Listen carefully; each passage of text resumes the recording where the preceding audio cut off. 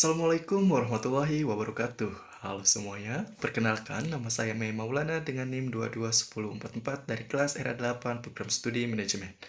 Mata kuliah Perilaku Keorganisasian dengan dosen pengampu yaitu Bapak Ade Faisal Mabtuhi SEMM.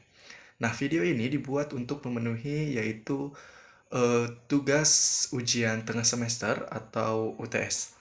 Nah, di sini saya akan mengulas kembali materi yang telah kami pelajari dari semester 4 ini, yaitu tentang perilaku keorganisasian. Langsung saja kita ke videonya. Oke, baik, langsung saja kita ke materi yang pertama, yaitu tentang konsep dasar, yaitu perilaku organisasi. Nah, perilaku organisasi sendiri adalah studi tentang bagaimana individu dan juga kelompok berperilaku dalam organisasi. Nah, ini mencakup bagaimana perilaku tersebut mempengaruhi kinerja organisasi dan juga bagaimana organisasi itu dapat mempengaruhi perilaku tersebut. Nah, teori perilaku organisasi yaitu kerangka konseptual yang digunakan untuk memahami dan juga menjelaskan perilaku manusia dalam organisasi. Nah, model perilaku organisasi adalah representasi spesifik dari teori perilaku organisasi. Kemudian, perilaku individu dan juga kelompok dalam organisasi dapat mempengaruhi kinerja organisasi.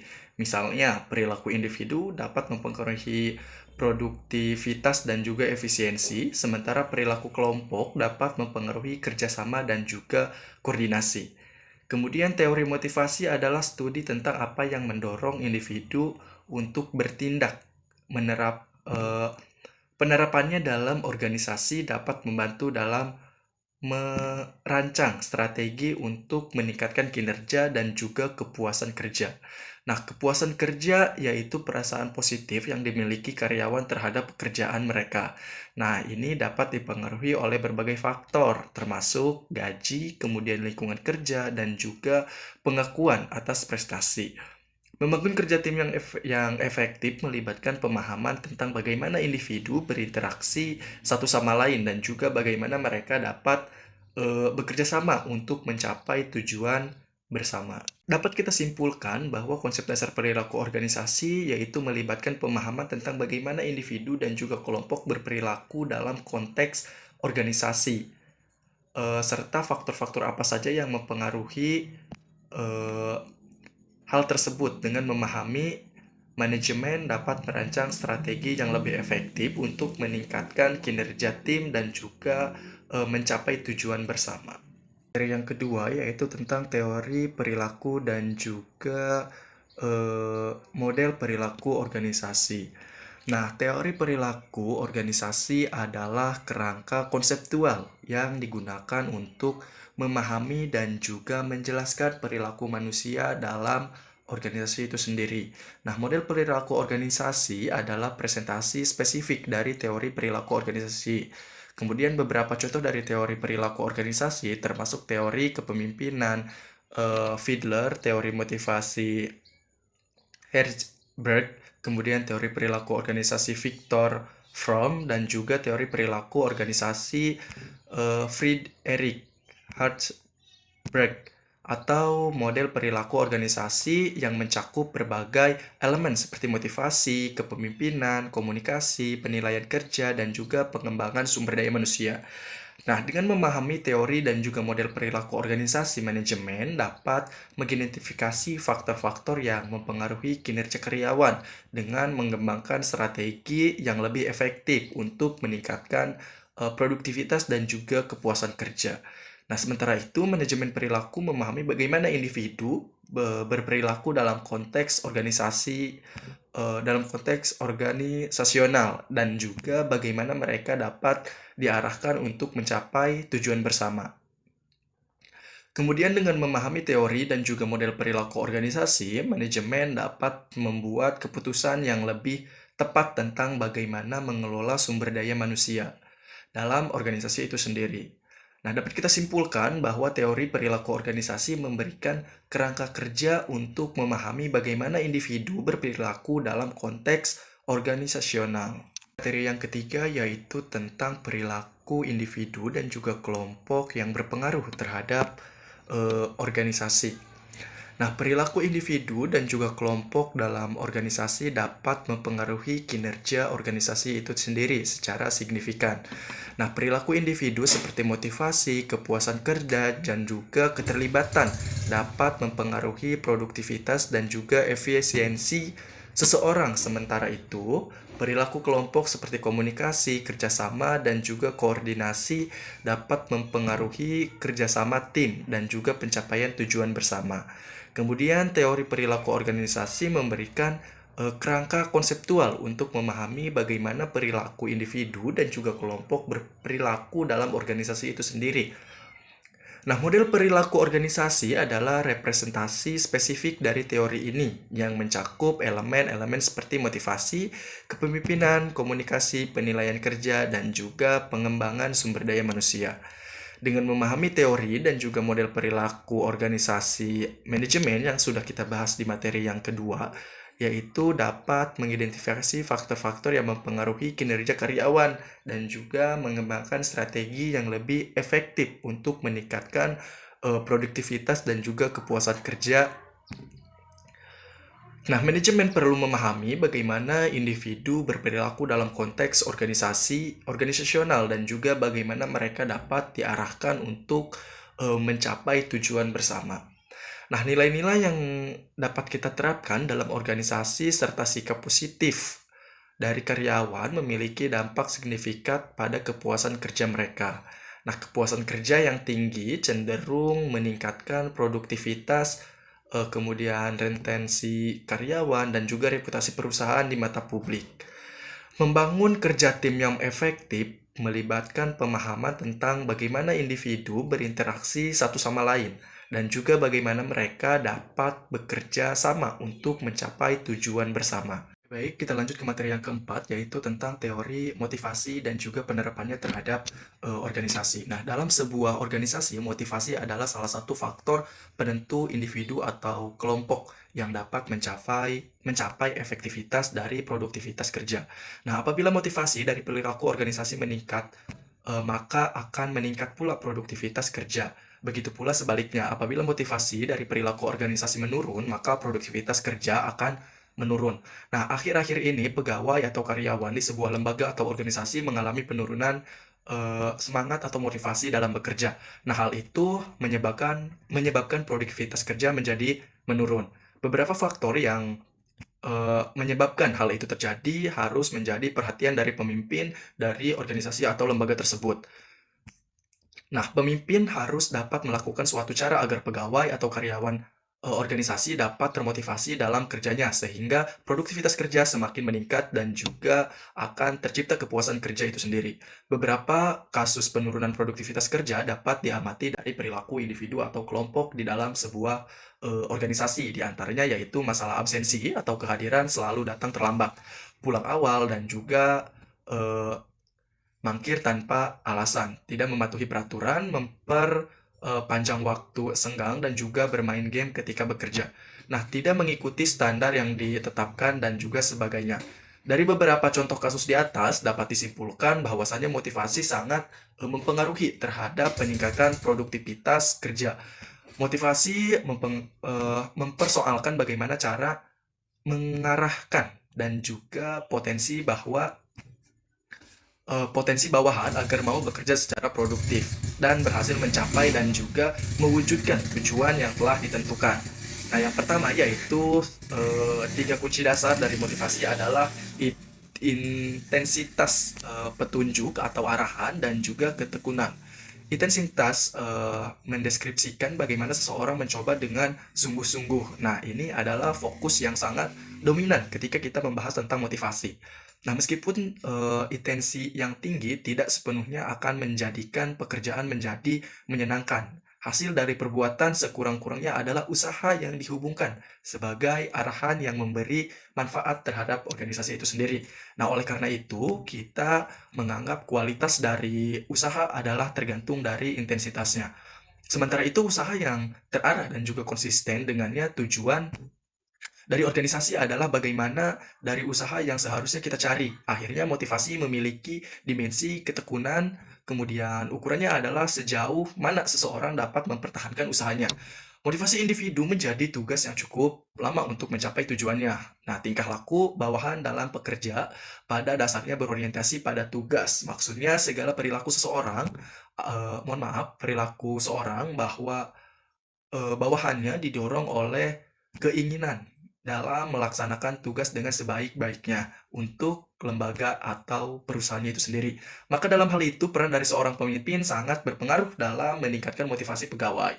Banyak manfaat yang didapatkan dari peningkatan produktivitas kerja dalam organisasi. Di antaranya yang pertama yaitu mengembangkan individu, kemudian individu memiliki kepuasan kerja yang lebih baik. Yang ketiga yaitu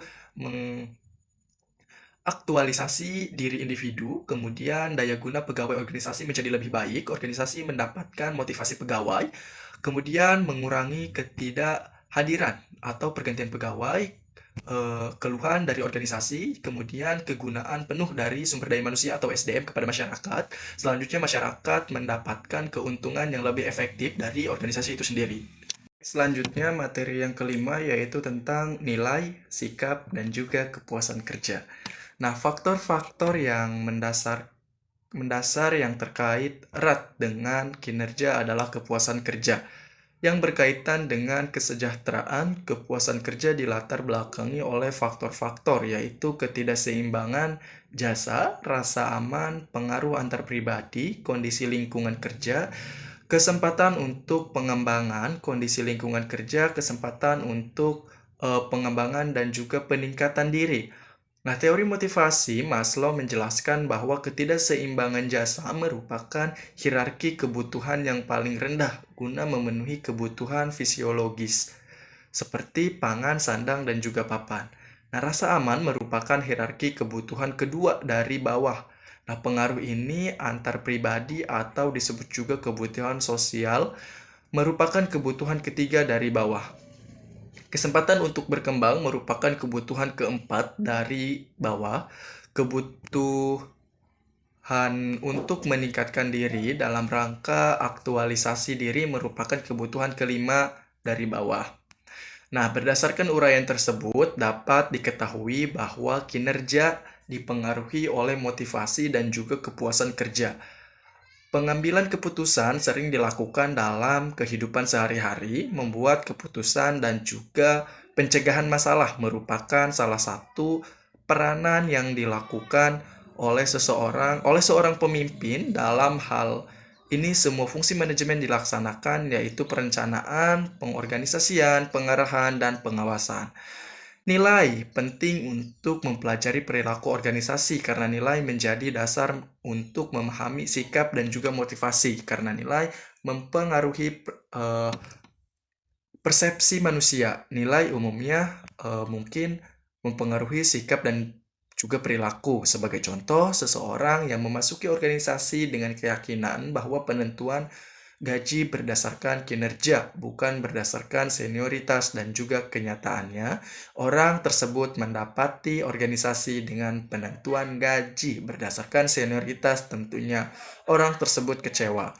Nah, rasa kecewa inilah yang akan menimbulkan ketidakpuasan kerja berbeda jika nilai-nilai orang tersebut selaras dengan kebijakan upah. Dalam manajemen fungsi organisasi, terutama dalam hal pengawasan, organisasi perlu menyatukan para pekerjaannya terhadap sikap dan juga keadilan dengan perilaku.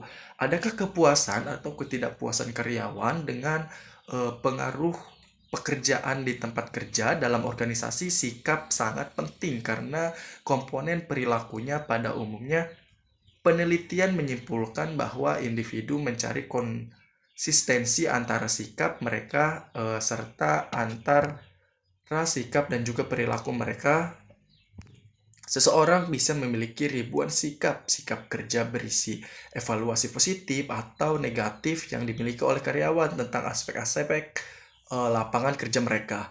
Ada 3 sikap, yaitu kepuasan kerja, keterlibatan pekerjaan, komitmen organisasional. Seseorang dapat dengan tingkat kepuasan kerja yang tinggi memiliki perasaan-perasaan positif tentang pekerjaan tersebut. Nah, sementara seseorang yang tidak puas memiliki perasaan-perasaan yang negatif terhadap pekerjaan tersebut. Nah, keterlibatan pekerjaan mengukur tingkat sampai mana individu secara psikologis memihak pekerjaan mereka dan juga menganggap penting tingkat kinerja yang dicapai sebagai bentuk penghargaan diri. Karyawan yang mempunyai tingkat keterlibatan pekerjaan yang tinggi sangat memihak dan juga benar-benar peduli dengan bidang pekerjaan yang mereka lakukan. Nah, tingkat keterlibatan pekerjaan dan juga pemberian wewenang yang tinggi benar-benar berhubungan dengan kewargaan organisasional dan juga kinerja pekerjaan terlibat. Keterlibatan pekerjaan yang tinggi berarti memihak pada pekerjaan tertentu. Nah, seseorang individu sementara komitmen organisasional yang tinggi berpihak kepada organisasinya. Mereka merekrut individu tersebut penilaian seorang karyawan tentang seberapa ia merasa puas atau tidak puas dengan pekerjaan merupakan penyajian yang rumit dari sejumlah elemen pekerjaan. Nah, yang berlainan. Berbagai studi independen yang diadakan di antara para pekerja Amerika Serikat selama 30 tahun terakhir pada umumnya menunjukkan bahwa mayoritas pekerja merasa puas dengan pekerjaan mereka. Materi yang terakhir atau materi yang keenam yaitu membangun kerja yang efektif. Nah, pekerjaan yang dikerjakan bersama adalah hal yang biasa dijalani dalam kehidupan sehari-hari. Di organisasi, hal semacam ini hampir setiap hari bisa ditemui, namun tidak semua usaha bisa menerapkan konsep kerjasama tim secara benar. Organisasi adalah suatu sistem atau masyarakat adalah sebuah sistem. Orang yang tinggal di tengah masyarakat tetapi merasa tidak butuh orang lain tidak akan bisa berjalan dengan normal. Nah, organisasi tanpa anggota tidak akan berjalan. Sekolah tanpa perangkat pendukung tidak akan berjalan normal. Sekolah dengan banyak staf tetapi tidak ada pemimpin tidak sempurna. Sehingga semua unsur harus berfungsi secara simultan menurut area peranannya masing-masing. Seorang guru memerlukan staf administrasi memerlukan siswa, seorang kepala sekolah tentunya memerlukan komite, masyarakat memerlukan sekolah, semua membentuk sinergi untuk mencerdaskan kehidupan bangsa. Dalam kehidupan operasional sehari-hari di sekolah, setiap anggota tim harus cermat memperhatikan langkah pendahuluannya. Jika lancar, maka langkah perilaku diteruskan. Namun jika langkah pendahuluannya aja salah, maka langkah orang kedua, ketiga, dan seterusnya harus memilih alternatif lain. Ada unsur learning process atau proses belajar untuk setiap langkah yang dilalui. Proses belajar menjadi berarti dan menarik jika dikerjakan bersama-sama oleh semua unsur dalam organisasi. Nah, tidak mementingkan ekstensi diri sendiri dengan mengganti semua yang bagus hanya karena hasil pemikiran orang lain. Kesimpulan orang pandai belum tentu membuahkan hasil yang cerdas. Karena dalam bekerja sama, tim perlu saling toleransi. Terkadang ada orang yang tidak sanggup melakukan sesuatu di suatu bidang, orang lain yang lebih mampu seharusnya datang membantu untuk melakukan pekerjaannya. Terutama jika orang yang tidak mampu datangi dan minta tolong, tetapi sebaliknya yang sering terjadi di lapangan hanya karena kepentingan pribadi lebih tinggi dari kepentingan bersama. Salah satu contoh, masih banyak sekolah yang menerapkan pengelolaan keuangan terpusat di kepala sekolah saja, atau paling banyak berdua dengan bendahara sekolah, sehingga saling curiga terjadi dan juga mengganggu kinerja sekolah. Contoh lainnya dalam penyusunan RKS, hanya kepala sekolah dan juga satu orang guru dan satu orang komite saja yang menyusun. Disusun tidak mengakomodasi kepentingan bersama, sehingga tidak menjalankan RKS yang memerlukan dukungan semua pihak akan mengalami kesulitan. Nah, mungkin itulah penjelasan materi dari saya terkait mata kuliah perilaku keorganisasian. Terima kasih. Wassalamualaikum warahmatullahi wabarakatuh.